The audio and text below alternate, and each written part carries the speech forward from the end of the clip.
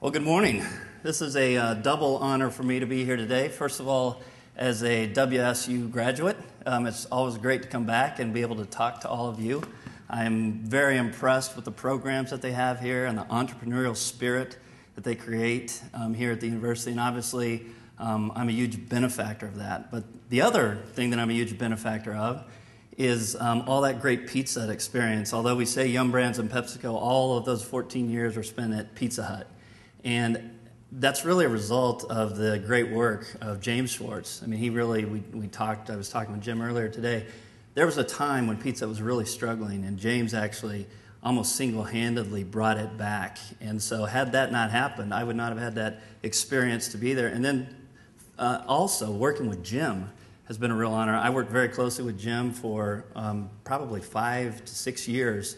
I was on the executive team. Jim was on the leadership team of the franchise community. And Jim is a passionate business person who really made us better, made Pizza Hut better, because we knew that all of the programs needed to be really top-notch and well thought out in order to make sure that the full franchise community would follow. And so it was a real honor to be able to work with him. And so it's an honor to speak at the Schwartz Lecture Series. So before I get started, I want to understand who I'm talking to. So how many of you would consider yourselves to be gamers? Okay, I think some of you are lying. Come on, I've seen more bags than that. All right, let me take a little test. How many of you know who the character Master Chief, what game that relates to? Somebody yell it out. All right, very good. How about Ezio? Come on, these aren't that hard. Assassin's Creed, very good. Assassin's Creed Brotherhood is coming out very, very soon. All right, now this one's going to be very, very difficult, but it's only A or B answer. So tell me, Zero Suit Samus, that a male or female? Female. And what game from? Metroid. All right, very good. All right, so we got some gamers in here, which is very good. That's good. No prizes, no games that I'm handing out yet, but I just wanted to make sure that I was speaking to the right crowd. But gaming is an incredible industry to be in right now. There are a lot of changes. So here's what I want to talk with you about today. I want to really spend a little bit of time, so the first 20 minutes of this is going to be on who is GameStop today and where are we going. And what we really do is we give you a case study of a company going through transition. Our industry is in a total state of transition. And so we, as leaders in that industry, are also going through the transition, and hopefully what we're doing is leading that well. So this is not one of those talks of somebody looking forward and saying this is what we need to do, nor is it one of those talks of people saying, I'm looking from behind and we've already done this, and let's look backwards and see what happened. This is really a discussion of a company in transition. So you're going to get just kind of the raw insight of a company as we walk through that transition. Then I'm going to spend a little time, about 20 minutes, kind of talking through seven things that I wish I would have known when I was sitting in your seat right here some 25 years ago. I wish I would have known then. Some of them, quite honestly, just come with life experience, but I'll try and accelerate that for you a little bit. I have 6 kids. All of them love to game. 2 of them are in college. As I talked to them, I said, what would you like to hear? They said, what I'd love to hear, Dad, is tell me about what it would look like or what it would be like if you could teach me something that you would have liked to have known. Tell me what that is. So I'll try and do that at the end of this presentation. So let's talk about GameStop. I still, when I'm on a plane and I talk to people about GameStop, they go, oh yeah, you're that little store down in the neighborhood. How many stores do you have? Usually shocks people to realize we're in 18 different countries, and we have just about 6,600 stores. Almost 4,500 here in the U.S., about 2,100 in those 17 other countries. And the red dots indicate where we are dominant, so where we have number 1 share. So you can tell in most of the places that we do business, we're number 1 share. Some of those countries were number 2 share. Now, the reason why that's really impressive is you think about the competitors that we're going up against each and every day. It's people, you've probably heard of some of these people like Walmart, Best Buy, Target, Toys R Us, Amazon. Those are the next 5 in terms of competitors that we work with. And I'll show you a market share chart here in just a little while. But what's really, really important is that we come and work with those competitors, compete with those competitors each and every day, and we're winning in most of these countries. In terms of growth, what you see is that for the last 10 years, we've had 20% annual growth in our sales number. I'm really most proud of that number. In 2009, when everyone went through a recession, we actually went through a recession and grew. We didn't have any layoffs. We're very proud of that. And we went through and we actually grew sales. So we're about a $9.6 billion company. That'll put us in the Fortune 250. Our stock ticker's GME. Also, more impressive than the sales growth is the EPS growth. We've had a 31% EPS growth. So kind of by conventional measures, what you'd expect is you'd expect to have around a 30 PE, which unfortunately is not the case, and that's why we're going through this state of transition. The reason that we have that type of growth is because there are several advantages that we have at GameStop that really make us very, very unique. The first is our culture. We were started by two gentlemen, Dick Fontaine and Dan DiMatteo, who are true level 5 leaders. That's a Jim Collins term, but those are people who are very personally humble, but very passionate about the enterprise being great. And that's really the company that they created. It is a company that is very familial, so there's a lot of warmth, there's a lot of acceptance of people, but highly competitive externally. I mean, when you're dealing with that type of a competitive base, like I talked about, you really have to be on your game and you really have to compete very, very hard. And so it's very customer focused, very store focused. We're out in the stores a lot. We talk with a lot of customers. So they've created a great culture. And what we are trying to do as we go through this transition is to promulgate that culture. Second, we're specialists. And as a result of us being specialists, it's all that we do. So we really have become experts at video games. We know what's coming out. We've played what's coming out. We can talk about what the customer thinks about what's coming out. We are in terms of retail, we're the 17th most valued brand in the U.S., so a very strong brand. And this allows us to really focus and provide our publishing partners with great insight about what the gamers want. We don't sell diapers, we don't sell washing machines, all we sell is video games. And so we're experts in that and are able to give people fundamental insight on what the gamer is thinking. The other thing that we have is a very unique value model. It's what we call our buy, sell, trade model. How many of you have actually experienced the buy, sell, trade model at GameStop? All right, a few of you have. What this is, this allows you to take a game that you've beaten and that you're done with and bring it into GameStop and turn it into currency to buy a brand new game. We generate about $1 billion of currency in about a $10 billion marketplace each year. So people bringing in the games get $1 billion of credit that they turn right around and put into video games. What this allows us to do is to have a tremendous value perception among all of our customers. Because our customers come in and they realize when I buy a game from GameStop or when I buy a game from anyone, I understand that I can always take it back to GameStop and get a residual value for it. So what that's allowed the entire industry to do is to stay at a $60 price point. Now, you may boo because the games are $60, but we as an industry really like the fact that we've been able to keep that up. And the reason that we're able to do that is that consumers that are buying video games, no matter where they buy them from, assume in their minds that they can always get at least $20 back at GameStop. So without that attribution, we really believe that the entire industry would fall. We have invested over 10 years and significant millions of dollars in putting up what we call our ROC, our operations center, our refurbishment operations center. What that does, that's basically a manufacturing facility that you bring your broken games, you bring your broken systems into GameStop, and what we will do with them is we will refurbish them and then resell them. So we literally have a remanufacturing facility that remanufactures 1 million hardware units, consoles, things like that, and 14 million discs each and every year. So we recycle that and resell that. Very difficult for anyone to replicate that. We're also this agnostic aggregator. So what that means is we don't care who has developed the product, whether it's EA or Microsoft or Sony or Ubisoft or Activision, any of those companies. What we are going to do when you walk in our doors, our associates, or when you go to our website, our associates are going to say to you, what do you enjoy gaming? What do you really enjoy? And then what they're going to do is match the perfect product to your needs, and we're going to be able then to offer you the best experience. Now here's what's interesting. We sell the exact same games for the exact same price that all of our competitors do. So how do we win in that? Well, it's about giving them just a little bit more. Up here we talked about, there's a statement up here, simply the best and smartest way to get to the rich benefits of gaming. So the rich benefits of gaming are what people want. What we do then is just enable that with just a little bit more. And so what we try and do is have this exclusive content that we say, hey, you're going to buy this game because you love the game. Like Black Ops is going to be launching a little less than a week, will be the largest entertainment launch in history. Hopefully all of you have reserved that already at GameStop or somewhere, and you're looking forward to playing it. It's going to be huge, and it'll be a lot of fun. What we want to do is always give people a little bit more. Now, when you put all these things together, let me show you a couple of advertisements, and you'll see how it all comes together. Let's do the Medal of Honor ad.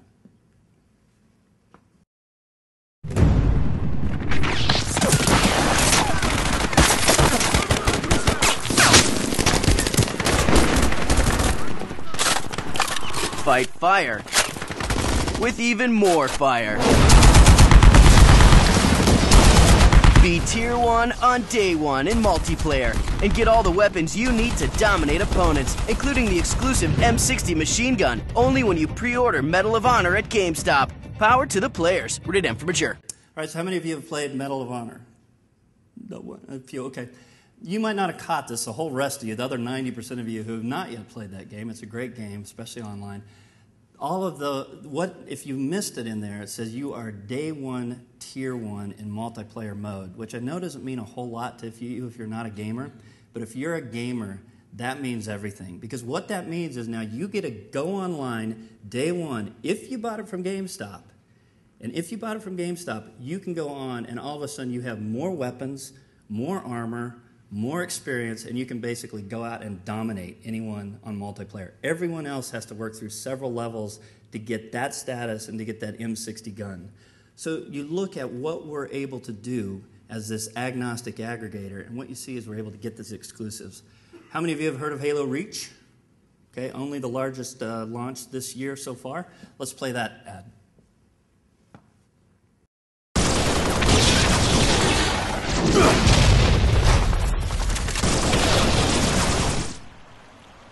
Whoa, hey, hello. Looking good.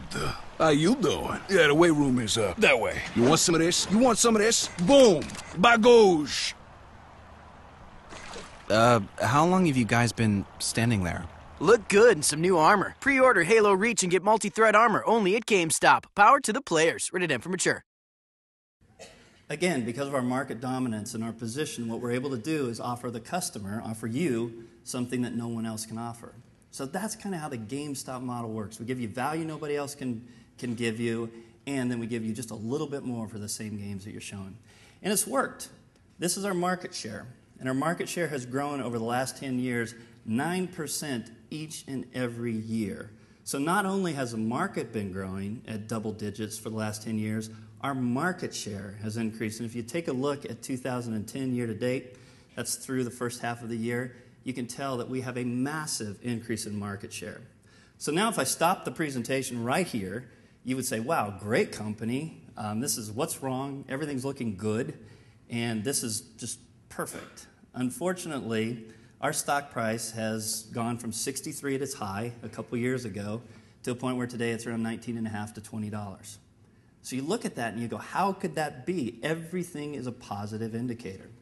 Well, the reason is that there are some things on the horizon that are definitely growing in the gaming space. First of all, games are extremely expensive to make. Black Ops is going to come out probably with an investment of over $150 million when you look at the game and you look at all the advertising that came out with it. Now, it's going to sell a lot of units, but it's a huge investment that's out there. So gaming, what the console gamers, or what the manufacturers of these console games are doing is they're cutting back and they're having fewer, bigger titles. So you've got contraction in that industry. Then you've got this explosive growth taking place in online gaming. Online gaming is probably what a lot of you do. It's where you go online to a Congregate or a Big Fish, or you go online and you play these smaller games, Yahoo games, Pogo, things like that. Any of these ringing a bell with anyone? Anyone play online games? Absolutely exploding as a category. And so a lot of the time is spent moving from those console games, and now you have some time being spent in these online gaming. The access modes are also changing nearly quarterly. I mean, it's hard to believe that a year ago we didn't even have an iPad right now. And now you have, 14 tablets coming to the marketplace between now and the end of the year. So we didn't even have that. So First, a year ago, nobody was talking about all the great games that they were playing on the iPhones. Maybe you were because you'd be early adopters, but not many people were. But now you've got the Android that's selling twice as many phones as Apple is, and you've just got an explosion of devices that can play games on them. Also, social elements are becoming that really the cost of entry. You have to have a social element to your game. That's definitely true in the console side of the business, where you have to have an online component. We talked to someone over here knew who Ezio was. Assassin's Creed Brotherhood will have a really cool multiplayer mode. You have to have that if you're going to sell the game. By the way, that character when you're online that turns really slowly and you can shoot every time, that's probably me. I'm really, really bad on the online side, but I love to go on and play it, just really bad at it. Games evolve then as engagement increases. So what that means is, if you look at the first point, and games are really expensive to make, this is the opposite of that. So how game companies have been able to thwart that is to come in with this online model where you take games and you put games out there that maybe cost you less than $1 million, like all of the social games that you'll play on Facebook. How many people play Facebook games or will admit it? Nobody. Wow. I would have thought in this crowd we'd have had a few. Maybe you're studying too hard. But there's only 250 million people playing games on Facebook and nobody in this room.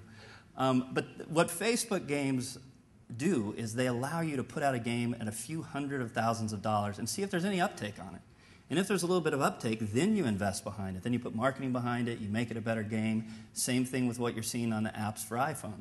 You put an app down and then you have to upgrade it and upgrade it and upgrade it. That's people making their games more and more immersive. And then this term, gamification of life. It's happening. How many of you have used Foursquare? Do we have the mayor of WSU in here anywhere by chance? Okay, Foursquare is a social gaming item. It's an application that you put on your iPhone where wherever you go, you check in, and then you get discounts or you get status or so forth. There are a lot of things happening. This is a trend that is happening, and even things as obscure as insurance sales. You come in here and you play this little game and you get some information on your insurance policy. So gamification of life. Gaming is really coming in to every element of life as you have these smartphones, the Android and the iOS. So let's take a look at what some of the experts in the industry are saying about this whole digital trend. Digital distribution is just a way to say, hey, I don't have to get in my car and drive to Best Buy to buy physical anything. That's what our modern era is kind of really driven by, is like, I want it now. And every time that you don't have what you want, you might want to reconsider it. You don't have to think about where you're going to go and find the product. You don't have to remember to go down to the store to buy the product. If I look at my 15-year-old brother, he consumes things in a way that I never even ever considered when I was growing up. You can just look at the film industry and movies and television and music and see that move away from spinning media and that move into being able to download it immediately, get it when you want, not have to go to a store and wait in line. Well, I think the business was always moving towards a services business. And so I think getting rid of the physical media was just a natural step. It's given game creators the opportunity to create shorter format games, yet the quality is really there. Okay, so the digital revolution is coming, but when? Will anybody care? And what about the elephant in the room? Will video game retail ever go the way of the dinosaur? So I would be the elephant in the room. That's video game retail ever go the way of the dinosaur? That is the question that is being asked. That is the overhang on the stock. That is what takes a stock of an incredibly performing company, like you just saw, go from 63 to 20. That is the question. So that's really the transition that we are in. When you look at the growth that's taking place, first of all, you have to realize that digital gaming is already a huge category. Console games globally around $23 billion. The digital gaming in 2011 is going to be very close to that, about $23 billion. And it's growing very quickly. E-commerce, which is really just an electronic extension of physical gaming, is growing at 15%. You see there that mobile games are growing at close to 30%. And then online games, and what we call DLC, which is downloadable content. I'll talk about that in a little bit, but that is where you have a console game and you download content via the web out of the cloud and you put it onto your server. Those two categories are growing at close to 40%. And really, the whole gamer is changing. I mean, 50% of gamers are 35 and above. The average gamer that comes into a GameStop is 29 years old. So it's not just the tweens and the teens that are coming into gaming. It really is changing. 49% of them are female, and 2/3 of homes are actually gaming. So they have some sort of a console in them that they're gaming. And also, then when you look at the other side, Facebook has over 500 million users. And there's 65 million users on just one game. That's just on Farmville. 250 million gamers throughout Facebook. Hundreds of millions of people playing on online and mobile gaming sites. And almost 1/3 of the iPhone owners have downloaded a game in the last month. So there's a lot of gaming taking place here.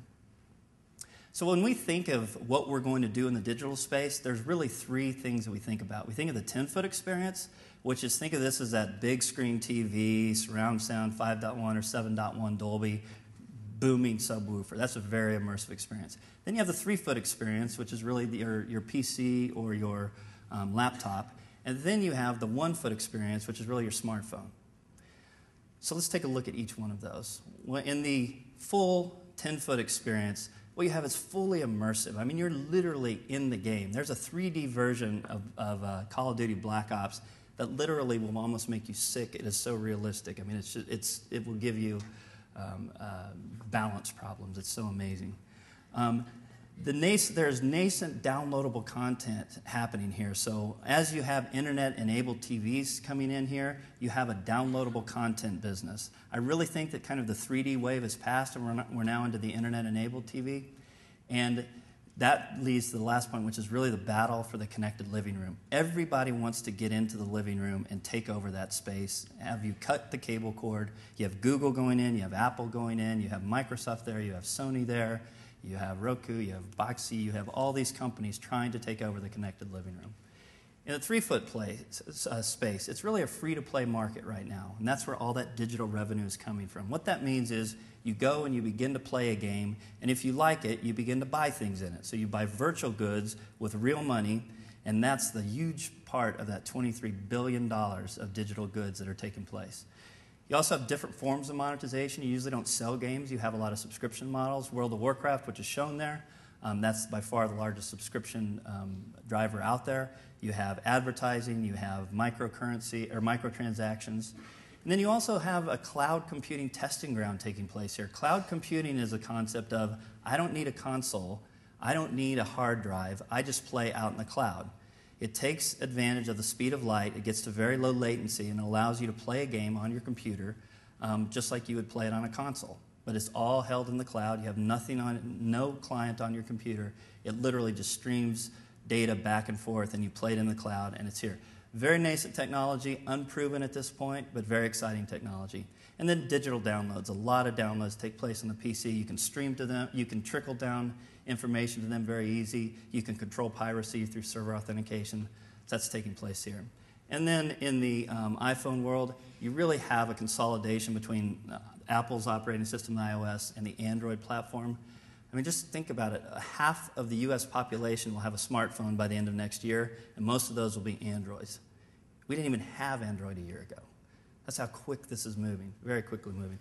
Very app-based, so you really don't have a free-flowing form of transaction right there, but it's really app-based. You download something and play it, and then gaming becomes a forerunner of monetization. Gaming has always been the thing that's easiest to monetize.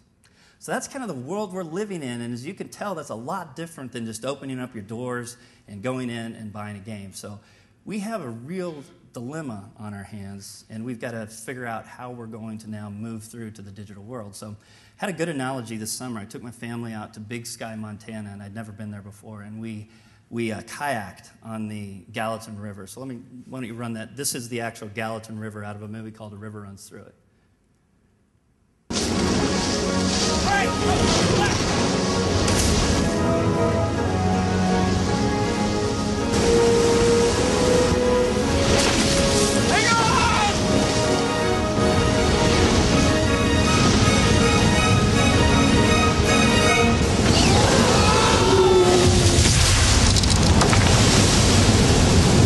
All right, to be clear, I did not go down that rapid, so that was not. And my boat was a little newer and a little smaller as well.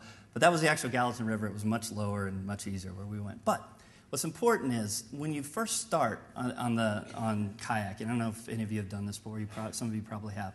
They start you in the eddy, and then they say, okay, start to move. There's the rapids over there, which are very easy to see. And they say, move over into the rapids and take about a 45-degree angle and then go towards the rapids. Now, the most important point to remember is when you hit the rapids, here's what you do. You have one of three choices. You can either try to get back to the eddy, you're in the drink. You can try and resist the rapid and lean towards it, you're in the drink. Or you can lean downstream with the rapid and begin to paddle, and you'll actually outpace the rapids. So that's basically where we find ourselves at GameStop. As we move away from what's really comfortable to us, which is this whole retail environment, and we move into this digital world, we face one of three options.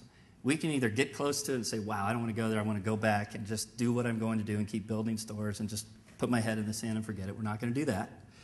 Or we could get out there and we could try and resist it.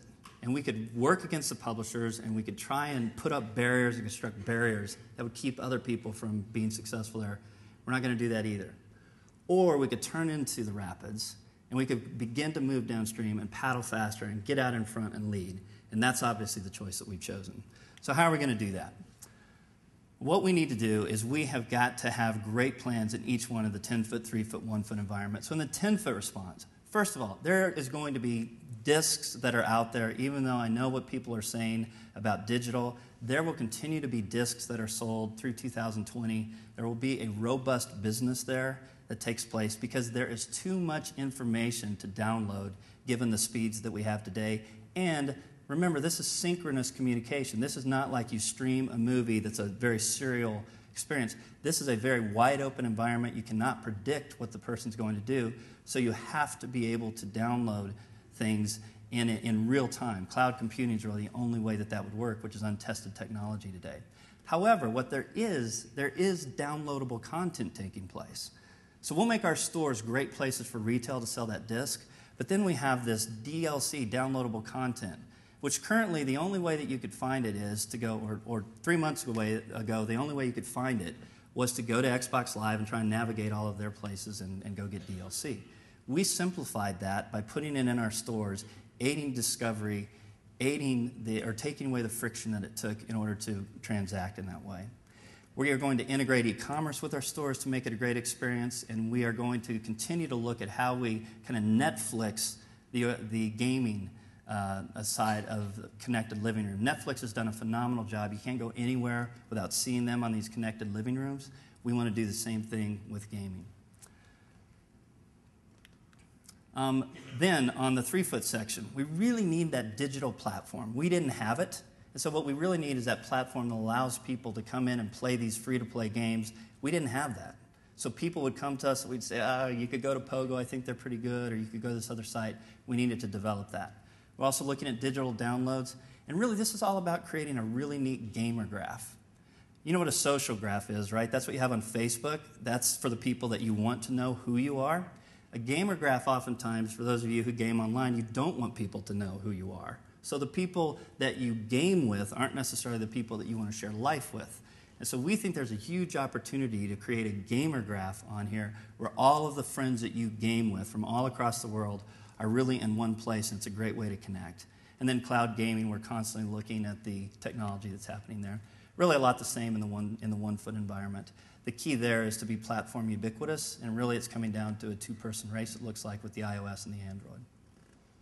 So that's really, then you wrap that all up because you really want to own the customer, and so you have loyalty, a great loyalty program that we have just launched. We just launched it in all of our stores, just finished last week. This is a great loyalty program, which I'll talk a little bit about. So let's talk about those three things really quickly. First of all, for digital distribution, we basically went to Microsoft and they had us totally disintermediated. They were like, you guys are done. And we're going to sell this through Xbox Live. But what we said is, no, there's really an opportunity here for discovery, and it's a very friction-filled process. Why don't you let us sell it through retail? So after a year and a half of working with them, we are now tied in with Microsoft to be able to deliver this content in our store so that people can pick it up, and on our website, they can pick it up, learn about it from our associates, and put this downloadable content, which are small parts additions to games that they already own on a console or on a disc and put that in and extend the life of their gameplay. So a great opportunity for us to really drive the digital goods in the console space. Then we went out and bought this site called Congregate. Has anybody played Congregate.com? Right, about 12 million users on Congregate.com. That's a homework assignment for you. Go play Congregate.com. You'll be addicted. The average person spends about 2.7 hours a month on this. These are kind of those snacks, but this is a free-to-play model where you go in there and you have free-to-play games. They have about 35,000 games on here from 8,500 developers. We have leaderboards, ways to monetize this, and here's my favorite piece of it. It's now part of the GameStop network. So this was an acquisition we made in order to drive this forward. And then our loyalty program, which we just launched. It really is a different form of a loyalty program. Rather than just giving you discounts, it actually gives you experiences. For instance, every time that you have a transaction at GameStop, you get entered into what we call an epic giveaway. Part of those epic giveaways are to give away 16 life-size Halo statues. An upcoming one is to send 2 people to Italy to follow Ezio's path through Assassin's Creed. And so these are the types of opportunities that we're giving our people, our customers. Once-in-a-lifetime opportunities they can't get anywhere else. So the whole goal really for GameStop, to end the first part of this presentation, is really GameStop simply the smartest and best way to experience these rich benefits of gaming that you can get anywhere else, but they're a little better at GameStop. And then we have these 3 concepts: anytime, anywhere, and on any platform. So that's kind of GameStop. So let's turn now, and I'll take your questions a little later. Let's turn now, though, to the things that I wish that I knew. When I was sitting in your chair here at WSU, and these are kind of, I guess, learnings that I've had. The first is what I call the millwright poet. Now, that probably makes no sense, but this is out of a book by Max Dupree. It's called Leadership as an Art, and it's talking about a story about a millwright who is person very low on the totem pole in a manufacturing facility. And he died. He was an older gentleman, died of natural causes.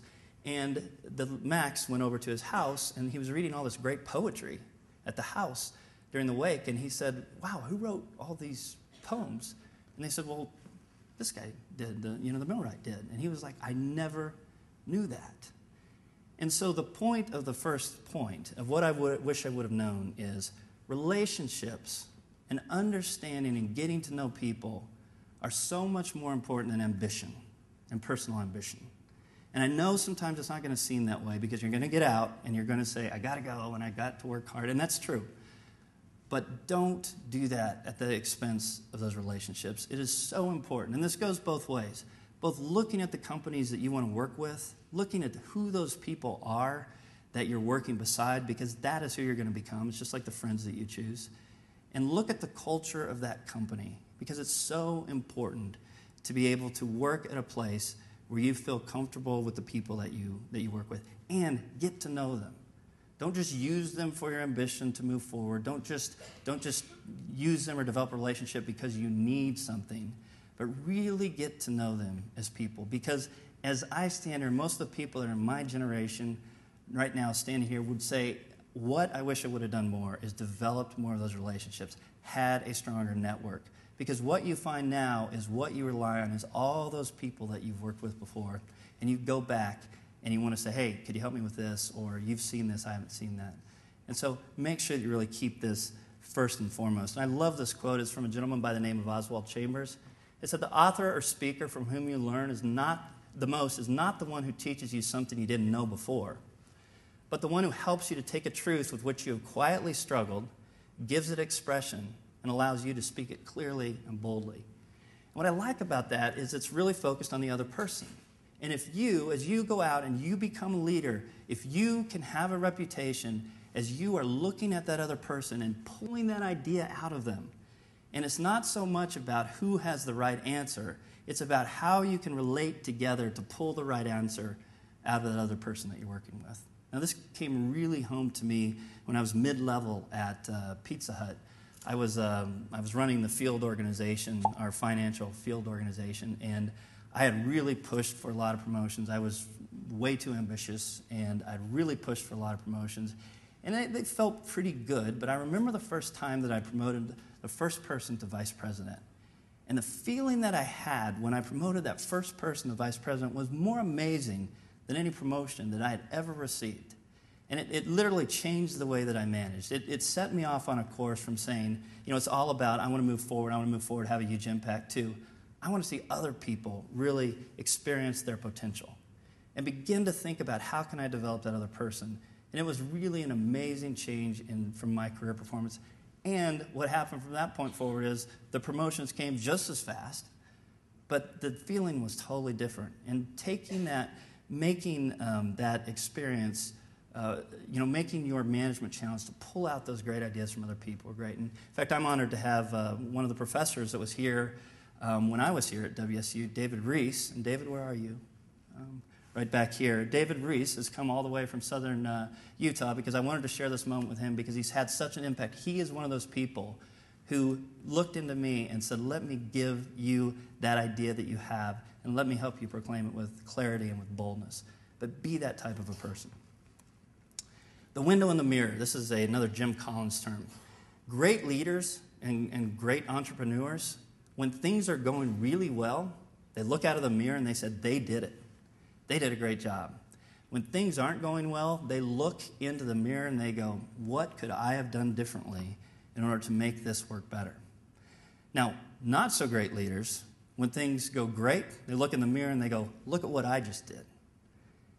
And when things don't go well, they look out of the window and they say, look at what they did. Or look at what they didn't do, and look at the results that we've had.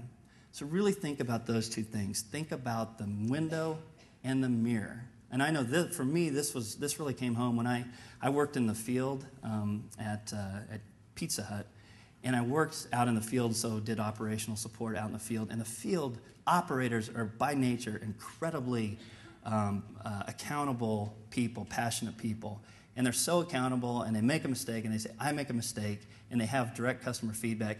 And then I came into the corporate office. Totally different perspective. I mean, there was a lot of finger pointing. So I put a big sign on in front of my desk. It said, "Just say yes," because I took over a planning organization that constantly just viewed their job to say no, and it was always about somebody else did this, and we weren't looking in the mirror. We had to get to that point of accountability before we could move forward. Then I talk about the 3 circles. Here are the 3 circles. The 3 circles, and think about this as you're thinking about your career aspirations. Make sure that you're in the middle of that circle, and it's difficult to do. It's what can you do better than most, because if you can't do it better than most, you're not going to be real successful at it. What can you make money at, which is really, really important, and what are you passionate about? Now, a lot of people I see sell out for one of these. A lot of people sell out for what am I passionate about. Some people sell out for 2 of them. Maybe what can I make money at and what am I passionate about. But very few people actually spend the time to think through and analyze this and say, okay, I want to be in the bullseye of that. Now for me, this light bulb came on when I was at Peat Marwick, and this has nothing to do against accounting firms because they are great. But for me, it was not something I was passionate about. I was good at it. I was making money at it, but it just was not where my passion was. And so that's when I was able to move to Pizza Hut, which was much more of a meritocracy at that point and much more of an environment that I just really loved. But I didn't realize this at the time. I've now kind of put it into more of a model. But I hit the bullseye at that point. And I couldn't figure out why. I just didn't feel, I wasn't enjoying going to work every day. It's because I wasn't straight in the bullseye here.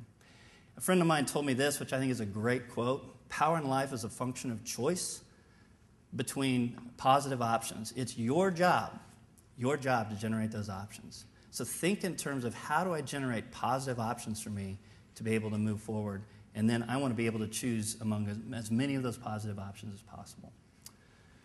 Independence through results. This is one that a lot of times people don't get right away, but it's an incredibly important concept that lots of people want independence. Hear it kind of say, they never listen to my ideas. Why can't they have more impact on the organization? The reason is that you have to show results first. And it takes a lot of hard work, and it takes a lot of tenacity, a lot of courage to be able to get those results. But until you get those results, you're not going to have the independence. A lot of people today go out and they say, I want independence first. I want to be independent. I want to be able to go out there and do what I want to do without having to go through a lot of structure. The key is the more you perform, the more you're going to get that independence. So for me, when I came to GameStop, I took over the financial side of our international business. Europe was losing money hand over fist. Every forecast they put in, they'd miss by over $1 million a month. It was a disaster. And as I talked to them on the phone, what I would hear is, well, we just need more independence. We just need more independence. And it took me a little while to just let them know, listen, get your results in order, and you will have all the independence that you need. But the thing was, they were just focused on, I just need more independence. What we had to get them to focus on is, I need the results. And results were always going to lead to independence. So you want to see the people who are successful in an organization, they're the people who are getting results. They're the people with independence. And then the value chain. Just like there's a value chain in business, there's a value chain in your career. There's a value chain in your career within a company. The people who can figure out where true value is generated in a company are the people who are going to be successful. So figure out what's taking place, take a look at the company and say, okay, where is value being driven? So even if you're like, doing something like I was doing accounting, okay, so I was doing property accounting when I first joined Pizza Hut. Well, there was this little deal that we did. I know you guys probably remember this, but there was this thing called Winchell's Donut Shops. They had little triangle signs. They were donut shops. We bought a bunch of them out in California, and we were turning them into delivery carryout units out in Los Angeles. So I was a property accountant, had nothing to do with what my day-to-day job was, but I saw that the company was really focused on this. So I would just learn about it, educated myself after hours, tried to figure out what is it about these donut shops? What are we doing well? What are we not doing well? And I put together an analysis, and I took it into the CFO, and thankfully he let me come in and do it. And I showed him some things that they hadn't thought about before. And two things happened that I really learned from. One, he was really excited, and it took me back to the other one. Through results, I got a lot of independence. And second, I got a call from the guy who was running it in California and said it would have been nice if he would have talked to me first before he showed it to the CFO. So good learning experiences, one hard, one better. But it gave me an opportunity to get straight into the value chain. So look for value, bring solutions to the things that really matter to the firm. So you can do your job great, but if you really want to be successful, figure out what drives value. It's a question I ask in every interview, is give me an example of where you have added value, because it shows me two things. One, it shows me people's definition of value add to the firm, and second, it shows me that they've actually been able to add value. And then this is probably not so much learning, this is just what's going to happen to you, so I'm just really telling it to you. So it shouldn't be take the crooked path, it is the crooked path. You probably have a path in mind of where you're going to go. I guarantee you that will not come to fruition the way that you think that it will. It will be different, and it will be great, hopefully, and it will be fun, and it will be hard, but it will be different. So as you're going through, don't think about any role as this is a stepping stone to somewhere else, because you never know where that somewhere else is going to be. Think of it in terms of this. How much insight and learning and information can I suck out of this role that I'm in currently? Now for me, when I left Pizza Hut, I was asked to go go to China and help out their China operations, where I'd be there about 55% of the time. I had 6 kids, wasn't really appealing. I left the organization, went to a small company in Dallas called NCH Corporation, which you heard about, and they had 56 countries where they did business in. So I learned a lot about international business. I didn't travel 55% of the time, but I traveled quite a bit. I learned about international business. Well, all of a sudden, GameStop is acquiring a company. They have nobody who understands international business, but they need somebody who's got a good finance background who understands international business. Here I am. Would have never predicted in 1,000 years to say, I'm going to go from Pizza Hut to NCH to GameStop's president. Never would have predicted it. Never could have written it down. But what I did do is, in those roles, I really sucked out as much information and learning that I could, developed relationships like we talked about. And finally, always have your elevator speech ready. Everybody knows what an elevator speech is. It's that little 40 seconds that when you have the president or the CEO or whoever, you engage them in this conversation. That think about what that elevator speech is. Now, for me, when I parked at Pizza Hut's headquarters, Roger Enrico, who was CEO of Pepsi at the time, happened to be spending some summer in Dallas, some of his summer in Dallas. And so we would ride up the same elevator probably 2 or 3 times a week. It was just he and I. So I always had my elevator speech ready. I would always talk to him about something that had to do with PepsiCo or Pizza Hut or whatever, but we would just spend time, but I always had that speech ready. Now, that didn't help me necessarily to get promotions, but it really helped me to learn because I engaged him, a man who had far more experience than I did, in this dialogue every morning. So it was a wonderful opportunity. Now, you may not have that much extreme exposure, but what I want you to do is always have that elevator speech ready whenever someone steps into your office or into your, when you're out working or into your cube or whatever. Make sure that you have that speech ready, that you have some thoughts, that you're showing that, hey, I've been thinking about this. This is a way that I think we could add value. What do you think about that? Have the courage. 3 other questions that I ask in every interview. I said, show me how you've showed intellectual courage. It's a Bob Goizetta term from Coke. I mean, they were our worst competitor, when we were at Pepsi, but I do respect him because he was a tough competitor. But intellectual courage is the combination of intellectual curiosity and the courage to push an idea through. Because here's an insight: when you are working, you will definitely have people that will push against your ideas. And so you will need to have that courage to push back. What is your show me that you've demonstrated a positive cultural impact on the company that you were at last? And then third, share with me, sell me. Give me an ability to sell. Give me your elevator speech. So those are some insights that I've learned as I've kind of gone through my career. Let me put this last slide up here, which are 4 books that I would really recommend that you read. Good to Great. It's kind of an old book, but it's a great one by Jim Collins. It's phenomenal. It's just a great book on what makes businesses run. 9 Ways of Working. I'm sure none of you have probably ever heard of that book, but it is probably the best management book that I've ever read. It uses the Enneagram to kind of help you understand people's traits and how they are going to respond in certain situations and how you should work with them. So as you begin to lead people, great book to read. Walk the Talk is about a 120-page book that you'll read in 2 hours, but it's got some great principles. And then I would just really strongly encourage you to read Atlas Shrugged. If you want to read a book on personal accountability, there's no better book to read than that one.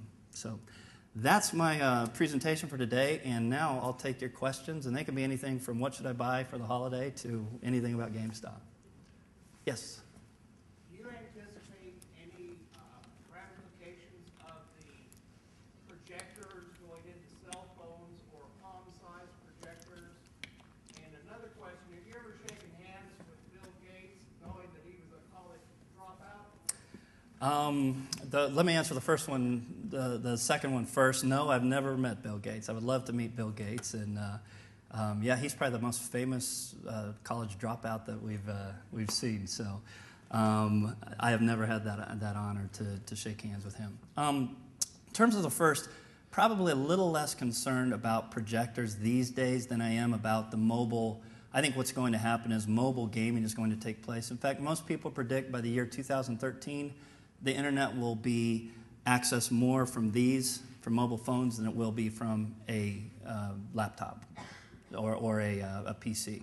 So you really my bigger concern is less about kind of how that's delivered, because I really think that is it's a neat experience, and I can see where they're going with that. But I think what is going to happen first is there are a lot of apps that are going to be kind of those snacks. I think for the fully immersive experience, you're still going to have people playing on the console in their home. A great example of this is, here's 2 trends that are taking place. Even though you think about the whole digital revolution, there are more DVDs that have been sold year to date, or rented and sold year to date, physical, than there were last year. So there's still growth in that physical DVD market, even though downloading a movie is the easiest thing in the world.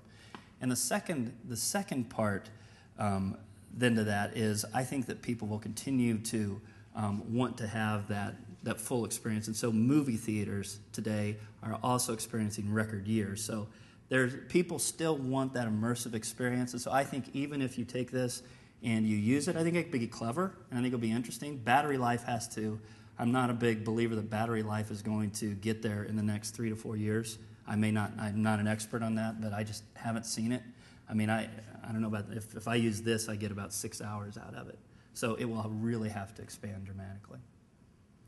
Yes? I have 2 questions. The Ninth Circuit Court of Appeal last September issued a ruling that software publishers could limit resale of their products from buyers. Do you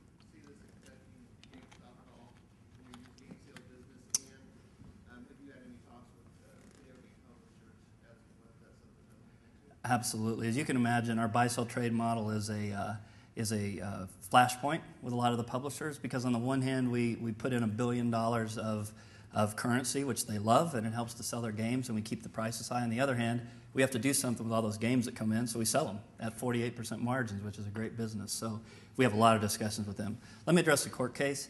The court case that did come out, I mean, there's a lot of stuff that's come out of the Ninth Circuit. We really fundamentally believe that when you buy something, like when I buy this is mine, and I can do with it what I want to do. It's a basic fundamental of the first sale doctrine, and we believe that that will fundamentally continue to be upheld. And it really has far-reaching ramifications far beyond video games. It would go to garage sales. eBay would shut down. I mean, there are large ramifications of that. If they come in and say, no, this is a piece of software and that is a licensed product as opposed to something that you own, I think that you would have a tremendous amount of consumer upheaval over that. And so we'll wait and see. We're monitoring it closely. We're not scared of it, obviously. I think what you would see is, I mean, we talk with our publishers constantly about our buy-sell trade model, and so I think that they see the benefits of the trade side of that. And so I think what we would do is just continue to work with them like we do today. But clearly, it would have ramifications on our business if it was passed. But its ramifications would be far beyond our business, and it would literally rock the foundation of ownership as we know it here in the U.S. Yes. Hold on one moment, please. Thank you. I just noticed from your first slide that most of the GameStop stores in Australia, in Europe, or United States, but I didn't see any in Asia. I'm wondering, Asia is such a big and active market right now. Yes. So why is only a few stores out there? Great question. I should have said that when we went through there earlier. Asia and China are booming and exploding. A lot of that $22.5 billion of digital revenue comes from there. The way that people consume gaming in Asia is very, very different. Most of the games, 7-Eleven is one of the largest sellers of games in Japan, for instance. Most of the games there are consumed through cafes, internet cafes, where people will go and they will meet and they will play games in internet cafes. Not a huge console market. So as a result, a retail model similar to what we have isn't really effective because it's just not the way that they consume games. So very much the same. Now in China, it's a different, all the BRIC countries, Brazil and Russia and India and China, even South America. Right now, we have not moved into those countries partially because there's not, in some of those countries, there's not a strong, even a strong gray market. So like in China, you would have so much cannibalization of this. Obviously, you'd take one software disk in there. You wouldn't have to take it. They're all made there. You would sell one, and that would be, you would have a lot of cannibalization that takes place. So as long as there's a strong gray market, we'll look at going into a country. But if there's not a strong gray market, we'll pull back. Other questions? No one's asked me about Black Ops yet, how good it is. I don't know anything about Black Ops, sorry. Oh, that's okay. It was really astonishing to me to see the number of women for gaming. I can only imagine that would be mostly Wii or things like Rock Band or Guitar Hero or even just the Facebook gaming. So tell me if that's correct, and also are you taking any measures to capitalize on that market? Because that really shocks me that many women of above 35 are becoming gamers, because I would not see that happening. Sure. Well, definitely there are a lot of people that are playing those games like Bejeweled and like if you look at some of the gaming companies that are out there that really cater to the casual gaming environment, very much like 80% female. A lot of Facebook users are obviously female. A lot of people on the iPhone, a lot of the mobile users are female. But in the console world, there's really been an explosion. If you think about what's taken place, Wii is by far the #1 penetrated console. Wii skews highly female. Maybe not quite 50%, but it's very, very close. DS very much skews female. So there are a lot of the new game, we call it the expanded audience. So you still have the core audience, and most of the games that you hear about are still going to be core, like Black Ops. I'm not surprised, no offense, that you haven't heard about Black Ops. Probably not going to be the genre you're going to play, but a lot of people are going to be playing that. So you hear a lot about those games, but there is this expanded audience, And what we've done in order to do that is we've really changed our stores. We've actually changed our store personnel to be able to be more aware, and we've done training to be more aware of how you deal with this expanded audience as they come in. And we've made our stores very friendly. What's interesting is when you ask the core gamer, where would you like to go shop, they all say, oh, I want to go to GameStop. It's like we're 2-to-1 versus Best Buy, who's the second. When you ask mom, where would you like to go shop? She says, I'd like to go to GameStop more than I'd like to go to Walmart and more than I'd like to go to Best Buy. The reason is that our people, our associates, can recommend games to you that you may not know about. And so our associates are very good at that. They're the best in the industry, and they do a great job. So our issue is awareness among women. So we've done a lot of things. Last year we did a Shape and Sharpen campaign with a lot of women's magazines that we did. So things like that to really bring in the expanded audience. We've done a lot of work with that. Still an opportunity for us, though. Okay. How much time do we have for other questions? Okay, great. Please. Yes. Would you say that GameStop markets more toward casual gamers or the actual hardcore gamers? And I'll ask you about Black Ops. Do you think it's better than Medal of Honor? Boy, you're putting me in a tough spot with the publishers listening on this. The first question, your first question was, do we market more to the hardcore or to the expanded audience?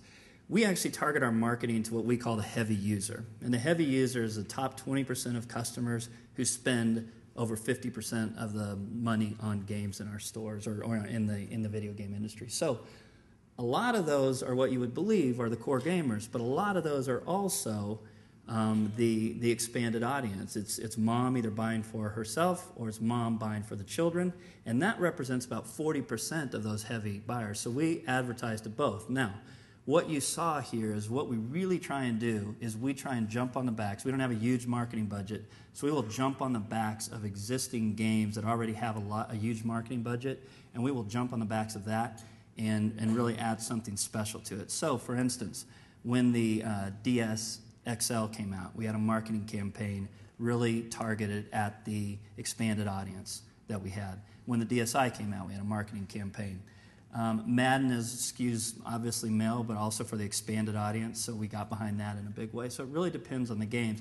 Now, what you're going to see from us during the holiday is very much expanded audience. It's really gift giver focused, so that's all about the expanded audience. So that's a large part of our marketing budget as well. And as to Black Ops, let me put it this way. Statistically, it is better than Medal of Honor in terms of the scores that have been given to it, but it is an amazing, having played both of them, the Medal of Honor cooperative play mode and the online play mode is absolutely amazing.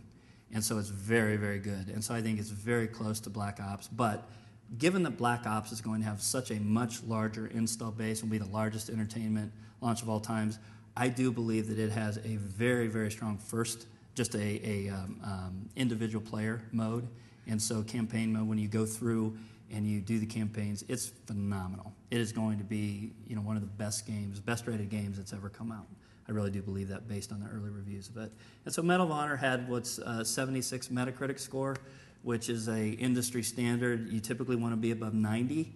A game from EA that comes out like that really is something that they were very disappointed with. It sold well, but it had a low, and quite honestly, it was surprising because all of the early reviews were that it was going to be great. So definitely the single player mode got the brunt of most of the negative review, but Black Ops has not seen that, and Black Ops is a very polished game. Other questions? Yes? It's another question about Black Ops. You mentioned a 3D experience. Can you explain how that'll work and whether or not you're going to have one of the new 3D TVs? Well, that's actually not on the marketplace, so that's something that they are yet, and I don't know if it will be. It is. All of the publishers are looking at 3D experiences with Black Ops, so it is something that. I'm sorry, not with Black Ops. Every publisher is looking at experience, and they're looking at different various forms of it, but. So I would not expect it to be in market. It's just every game goes through every game it's very easy to port over to a 3D experience.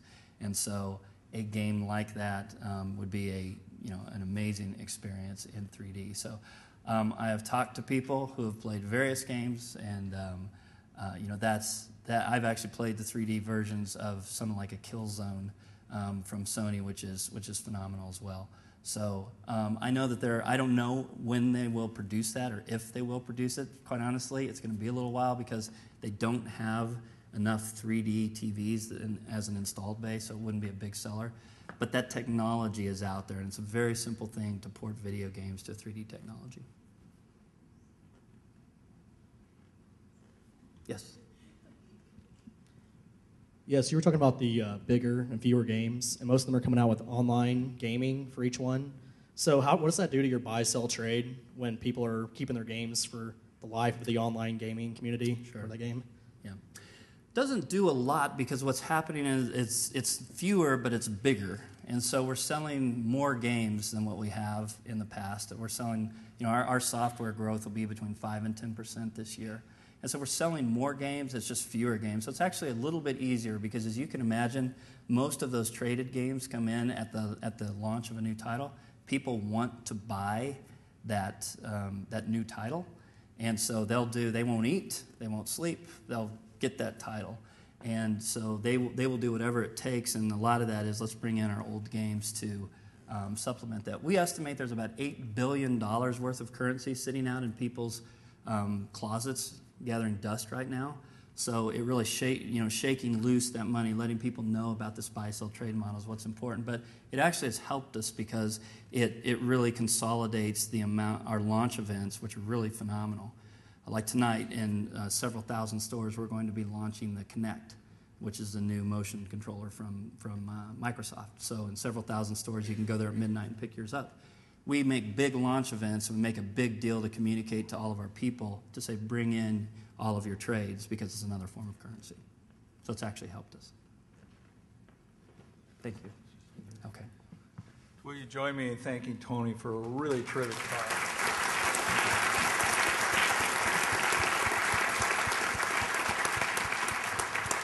So I just have one short question. Can I trade in my Super Mario? Your Super Mario from which system? Well, it's, I don't know, 25 years old. To me. To me. We have a small token of our appreciation for Tony and his wife, Denise. So thank you very much. Thank you very much. I appreciate it. Thank you.